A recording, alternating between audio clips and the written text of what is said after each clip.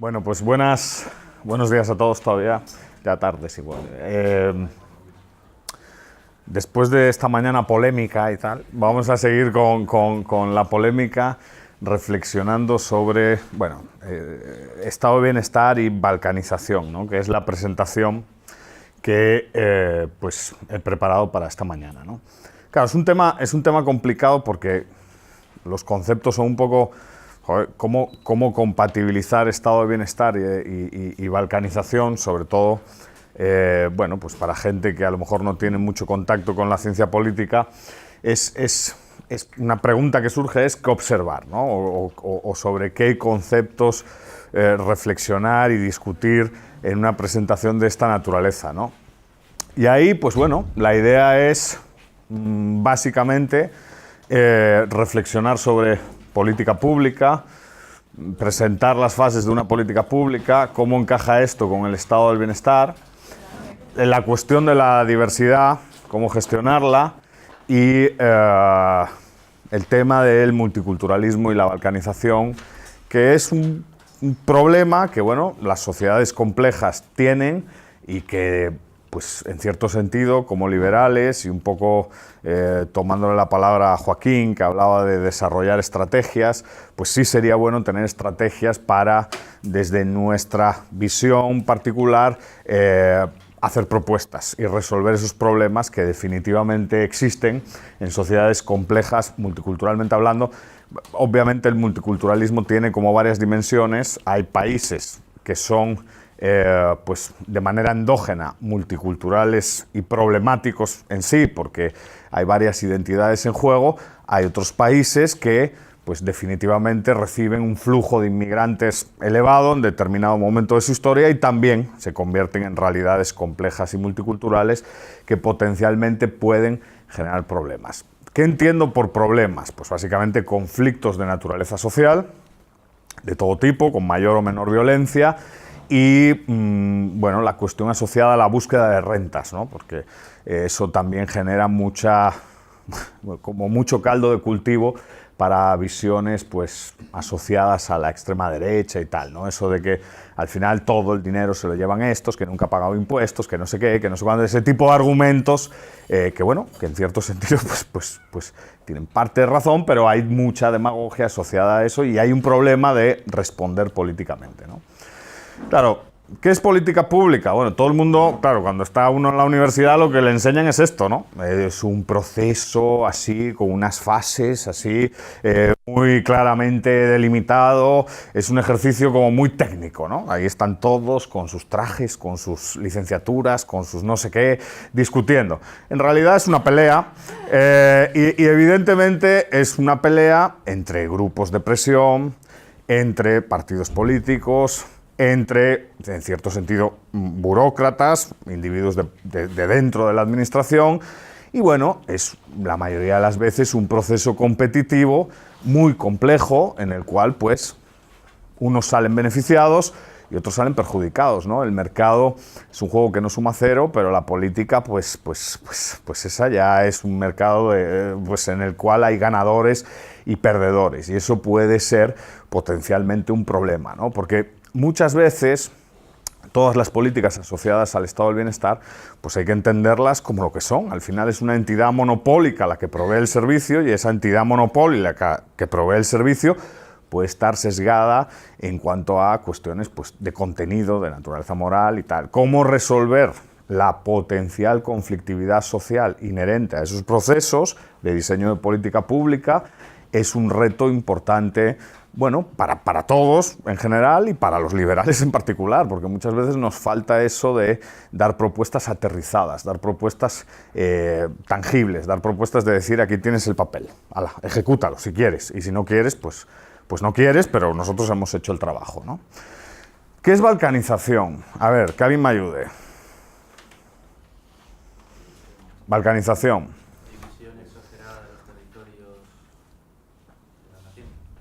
Es un concepto que proviene de la geopolítica, es un concepto relativamente nuevo, es un concepto de la década de los 90, obviamente resultado, como decía el estimado colega, de la guerra pues, que tuvo lugar en los Balcanes y apela a la división. Es un proceso de división endógena en el cual territorios, parte de un Estado, empiezan a llevarse mal. Y en vez de cooperar, se pelean. Y en vez de, hasta cierto punto, mantener relaciones pacíficas, ingresan en periodos pues, de guerra, ¿no?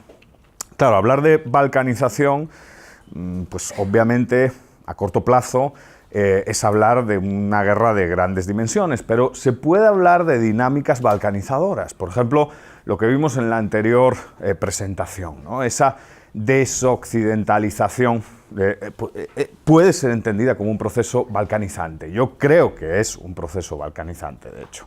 Entonces, en ese sentido, la balcanización debe preocuparnos, porque la balcanización es una fuente potencial de conflicto entre individuos.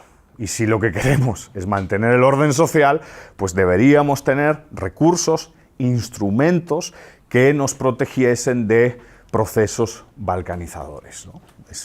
Pero es un concepto que viene de la geopolítica y bueno, es un concepto relativamente nuevo, ¿no?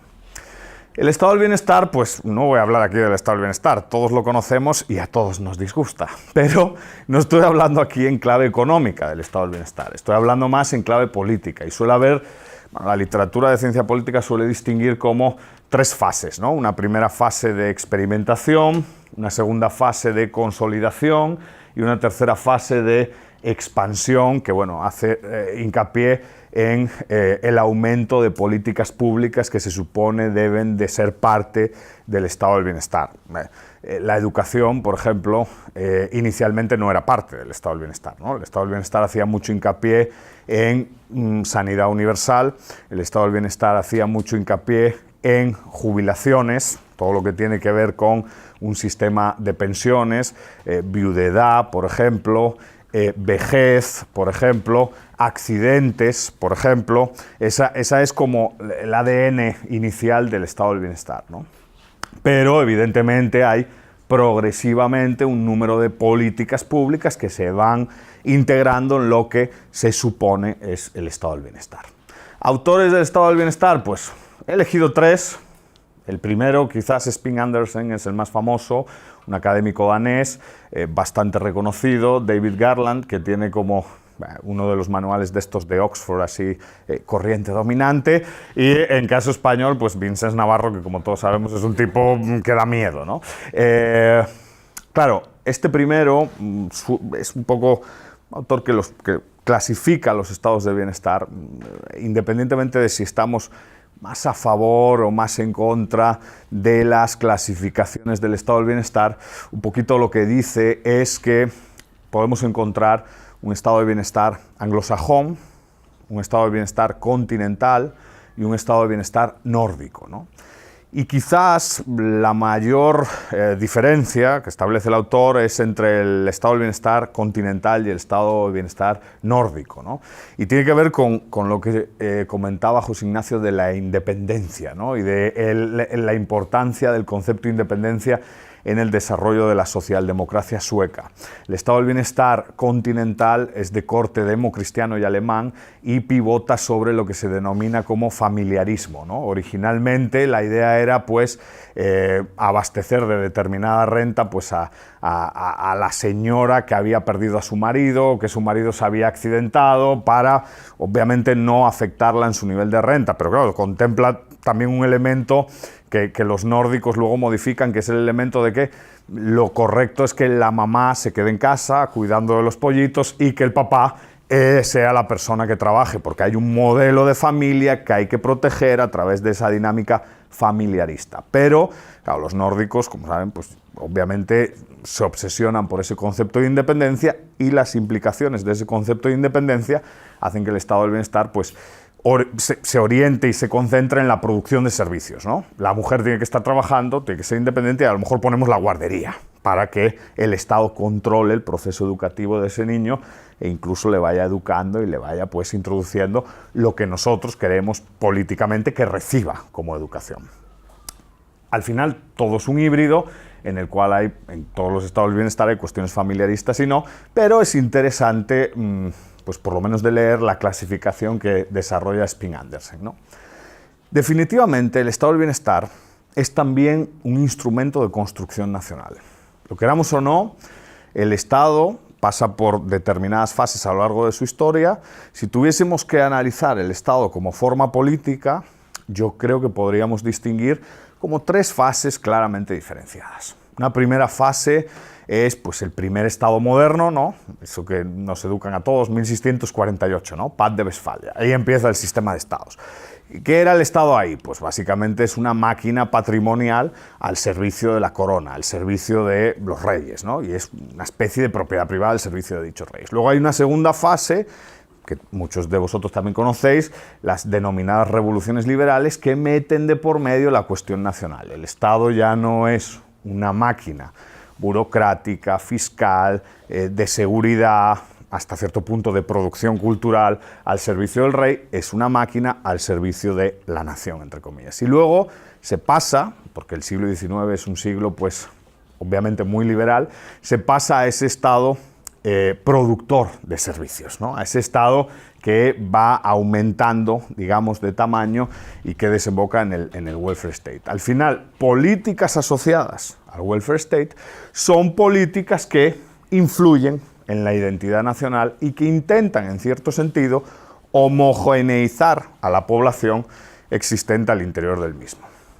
Claro, esto tiene que ver con conceptos que, a mi juicio, son muy interesantes, ¿no? ¿Qué es una nación, no? Es un problema complicado, ¿no? Fuente de discusión entre liberales. Hay liberales que creen en la descentralización así absoluta y hay liberales que no, que consideran que las naciones existen y tal. Esta es una definición de Greenfield y de Mead sobre qué es nación, que bueno, a mí me gusta bastante a nivel técnico, independientemente de lo que pensemos. Al final una nación es un proceso de construcción de una comunidad con base territorial que genera ciertos vínculos de solidaridad entre sus miembros y que definitivamente está en competencia interna con otras lealtades y externa con otras naciones. ¿Qué significa esto?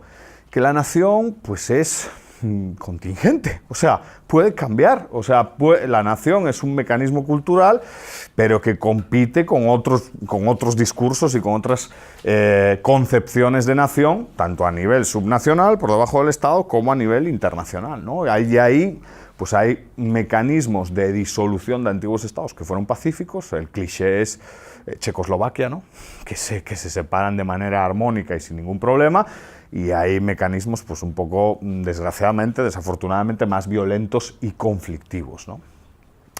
Hay autores que vieron el problema antes de que surgiese, ¿no? que antes de que existiese la palabra balcanización, autores como Ludwig von Mises ya observaron que la obsesión por el Estado de, a través de determinadas políticas públicas, homogeneizar a la población es una fuente potencial de conflicto, independientemente de si es bueno para la economía o no, es una fuente potencial de conflicto. Entonces, en cierto sentido, en Gobierno Omnipotente, que como saben es un texto de Mises dirigido a criticar pues, la deriva nacionalista y filonazi de Alemania, Ludwig von Mises tiene párrafos espectaculares sobre la anulación de la identidad cultural a través de la imposición de políticas estatales, en este caso afines a la educación, ¿no? La educación como un proceso de asimilación dentro del Estado. Evidentemente, claro, nadie puede decir que esto no sucedió. O sea, el Estado intentó estandarizar a través de una política educativa a los individuos que formaban parte de lo que se conoce como una comunidad estatal. Es algo que también señala Murray Newton Rothbard en este librito chiquito de Education Free and Compulsory, que es un buen librito. Todos estos libros además están gratis en el Mises Institute, entonces es una buena fuente de acceso a la literatura, pero la idea es que no es un tema tampoco sorprendente. ¿Cómo se resuelve? Bueno, Pejovic, que es un autor que a mí me gusta mucho, es Vetosar Pejovic, dice que toda comunidad es heterogénea. Es algo evidente. Los que somos liberales y tomamos al individuo como base de nuestras investigaciones, pues en realidad, claro, obviamente toda comunidad es heterogénea, pero sí vemos, hay patrones, hay tendencias, ¿no? Las comunidades también existen, ¿no? Creo que aquí es muy interesante la conferencia del profesor Bastos sobre las clases y la escuela austriaca, ¿no? La que dio en el Congreso de Economía en Madrid, porque al final el individuo está y forma parte de una comunidad y al final aprende de esa comunidad, ¿no? Es un poco también lo que señalaba Paco durante la mañana.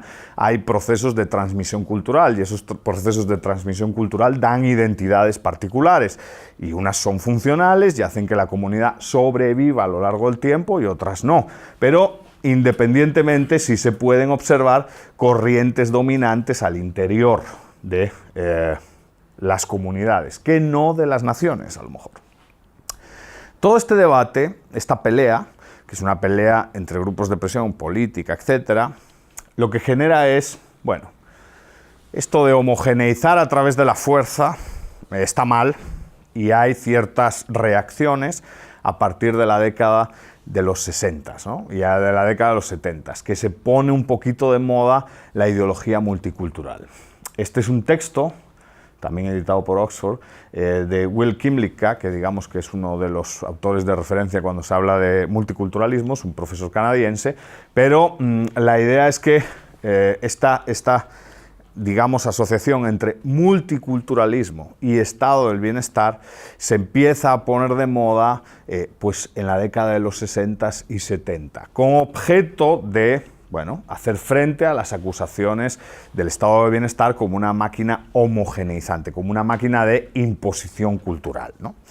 Evidentemente aquí surgen muchas políticas y muchos modelos, porque tanto para tratar con realidades subnacionales como para tratar con realidades pues, internacionales, flujos migratorios, hay que reflexionar y diseñar cómo gestionamos la relación con el que es distinto, con el que no es como nosotros, ¿no? Siempre intentando evitar el conflicto. Entonces podemos ver pues, la política del melting pot estadounidense, la asimilación republicana francesa, el multiculturalismo británico, el modelo clásico alemán de trabajador invitado, que era como más o menos gestionaban sus relaciones, digamos, con inmigración, y la cuestión de Canadá. El punto es que si el primer modelo estatal era un modelo de imposición que apostaba por la asimilación y que generó conflicto, el modelo multicultural que apostaba por educar en la diversidad y que apostaba por el reconocimiento, también fracasó. O sea, es un fracaso absoluto y quizás ambos, pero sobre todo este, contribuyó a polarizar la sociedad en exceso. ¿Qué entender por polarización? Que es una palabra que se utiliza mucho a lo mejor en ambientes de comunicación o tal, pero que la gente muchas veces no define bien, ¿no? Polarización hace referencia a la distancia ideológica entre actores. ¿Se puede medir la distancia ideológica entre actores? Pues todos los que estamos aquí podemos sospechar que no, que es problemático y tal, pero bueno, suele haber como escalas para medir esa distancia ideológica entre actores, ¿no? La gente suele poner, bueno, por ejemplo, el Instituto de Iberoamérica, ¿no? Que lo utiliza mucho, ¿no? Suele poner entre 1 y 2,5 extrema izquierda, entre 2,5 y 4 izquierda, entre 4 y 5 centro izquierda y así para la derecha para arriba. Entonces la gente se va ubicando y vas calculando pues, distancias ideológicas. Independientemente de que el mecanismo nos guste o no, empíricamente sí se observa que obviamente hay distancia ideológica por culpa de las políticas del estado del bienestar. A mí siempre me llega, cuando hablo de estas cosas, siempre me viene a la cabeza el nacimiento y progresivo fortalecimiento del partido Liga Norte en Italia, ¿no? El partido de Umberto Bossi, ¿no?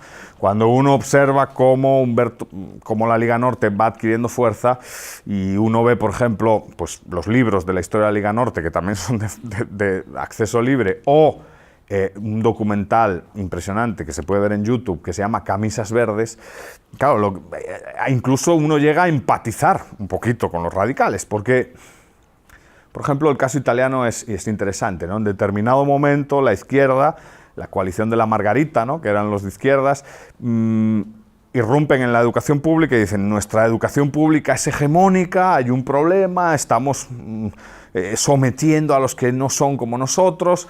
Y claro, la respuesta fue, por ejemplo, en la Navidad, o prohibir los villancicos, en los casos más extremos, un país con una alta población católica, o en los que se toleraba el canto de villancicos, eliminar la palabra Jesús, ¿no? La palabra, claro, como objeto de no dañar, digamos, la identidad de los otros. Claro, ¿qué provocó automáticamente esa medida? Una polarización por el lado de la derecha diciendo: esto es inaudito, esto es inaceptable. Y claro, cuando uno lo ve, pues sí empatiza y dice: es inaudito y es inaceptable. Es que claro, solo faltaba que se modifique el modus vivendi de un pueblo porque llegue una gente, ¿no? Pero claro, hay un problema porque hay un problema asociado a la provisión monopólica. Al final el problema, en cierto sentido, es el Estado. Como el Estado provee monopólicamente, esa provisión monopólica genera un espacio de competición que hace que el hecho de prohibir la palabra Jesús o de no prohibirla sea resultado de una pelea, como la que puso en la foto, entre políticos, entre grupos de presión, entre asociaciones. Claro, la idea es: el estado de bienestar genera conflicto. Por un lado o por otro, el estado de bienestar genera conflicto. ¿Cómo salir de ese conflicto y resolverlo? Pues es un tema muy relevante y que resolvería muchas cosas si lográsemos diseñar como una estrategia clara, que yo creo que ya está lograda. O sea, al final Mises, en Gobierno Omnipotente, sí habla mucho de estas cuestiones y dice cómo se podría reducir la tensión interétnica o intercultural, ¿no? Pero evidentemente todos estos modelos, desde mi punto de vista, fracasan, ¿no? El modelo estadounidense pues es un modelo que ha disgustado a todos. El modelo francés, que antes se habló aquí, pues es un modelo de gueto y es un modelo que en cierto sentido genera unas contradicciones impresionantes, ¿no? Francia es uno de los países, enlazando con la ponencia de ISIS, ¿no?, del otro día, del Estado Islámico. Francia es uno de los países que más terroristas envió a ISIS y al mismo tiempo es el país que más preocupación muestra por el extremismo islámico cuando ves Europa, ¿no? Lo que te está diciendo ahí esa data es: joder, hay una tensión evidente en la sociedad que en una de estas va a explotar, y cuando explote probablemente sea malo para todos. Va a ser más malo para unos que para otros, pero en realidad todos van a sufrir, ¿no? Digamos, modelo de asimilación francesa republicana para mí es el más criticable, porque era el que más importancia le daba al Estado como agente de aculturación, como agente, digamos, de modificar la identidad del otro, ¿no? Pero no significa que los demás no fallen, ¿no? El multiculturalismo británico también ha demostrado sus deficiencias, y el único que a día de hoy pues disfruta de buen prestigio independientemente de lo que critiquemos o de lo que nos guste criticar, es una cuestión que se puede estudiar, es el de Canadá. Podemos ser críticos o no, pero sí que Canadá ha logrado modificar su política multicultural, paradójicamente, y ha logrado construir una narrativa, un relato de lo que significa ser canadiense, que por lo menos no genera conflicto social, ¿no? No parece que en Canadá, bueno, cuando de hecho además se ve en las encuestas, esta encuesta que les comenté el otro día, la encuesta mundial de valores, cuando uno ve la encuesta mundial de valores, lo que observa, por ejemplo, es que los canadienses no tienen mayor problema en vivir con gente distinta a su par, ¿no? España queda muy bien parada también en esa, pero por ejemplo Francia no. Los franceses odian vivir con gente diferente a, bueno, el francés estándar, ¿no? Les genera mucha desconfianza, ¿no? Pero, por ejemplo, los canadienses no tienen ningún problema. Es una sociedad más o menos estructurada. Y es que hubo un cambio. Canadá es uno de los primeros países que implementa política multicultural y es uno de los primeros países en cambiar la política multicultural también, para evitar, digamos, una potencial balcanización. Y construyen ese relato en clave, pues, cívica, ¿no? Esto también tiene que ver con narrativas asociadas al nacionalismo. Evidentemente esto está directamente vinculado a la ideología nacionalista, ¿no? Seguro que aquí pues hay gente nacionalista, o más o menos nacionalista, pero El nacionalismo, desde mi punto de vista, es una de las ideologías más exitosas de la historia de la humanidad, ¿no? Por no decir quizás la más exitosa, pero el nacionalismo no es homogéneo. Podemos clasificar nacionalismos y, grosso modo, no es lo mismo un nacionalismo orgánico, un nacionalismo, digamos, de influencia romántica, tipo originalmente alemán, hay una raza, hay una lengua, hay una religión, hay unos bosques que nos influyen, que un nacionalismo más de tipo cívico, ¿no? Más como pues el discurso estadounidense, ¿no? Un poquito el discurso de esto es la patria para todos, somos una patria de inmigrantes, no sé qué. Esos discursos se pueden estudiar y aunque todos también las políticas públicas que hacen relación a la identidad nacional de los países tienen un poquito de organicismo, de jus sanguinis, digamos, y un poquito de civismo, de jus soli, de derecho de suelo, pues en realidad si ves la legislación, en unos países impera más uno que otro, ¿no? Y Canadá es terriblemente cívico y han sabido, pues, dentro de sus posibilidades, mantener cierta armonía social dentro de su multiculturalismo. Es quizás el único. Los demás han fracasado y sobre todo el modelo de asimilación francés, pues es un absoluto fracaso, ¿no? Es un problema. El impacto político de la sociedad es muy negativo. Y esto es algo que a mí me interesa profundamente, ¿no? Porque uno se siente como en una encerrona, ¿no? O sea, por defecto el estado del bienestar balcaniza. O sea, los que defienden la estrategia monista, la estrategia, digamos, a la francesa, por la fuerza, por vía estatal, generan exclusión y desafección entre las minorías. El caso francés es increíble, ¿no? En ese sentido, ¿no? O sea, la estrategia dura, la estrategia de una educación nacionalista fuerte, de corte republicano así fuerte, pues obviamente genera problemas. Y aquellos que apuestan por nociones multiculturales, pues contribuyen a cajones estancos, ¿no? Al final no hay sociedad, al final hay como mini sociedades y muchas veces con baja comunicación entre ellas, ¿no? Unos tienden a una excesiva atomización, cajones estancos, otros tienden a una desafección obscena a través de, bueno, un lavado de cerebro que mucha gente no se cree directamente, ¿no? Entonces, el punto es cómo salir de este dilema. ¿Cómo salir de este dilema? Es una especie de encerrona. Hemos probado el reconocimiento del multiculturalismo, fracaso. Hemos probado un poco una educación nacional homogeneizante, fracaso.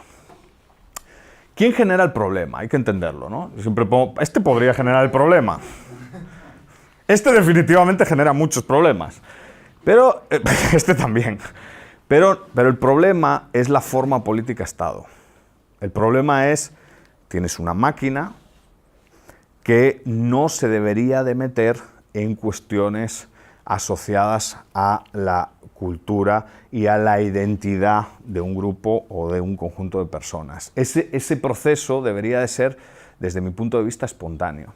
Porque si es espontáneo y natural, no le puedes echar la culpa a nadie.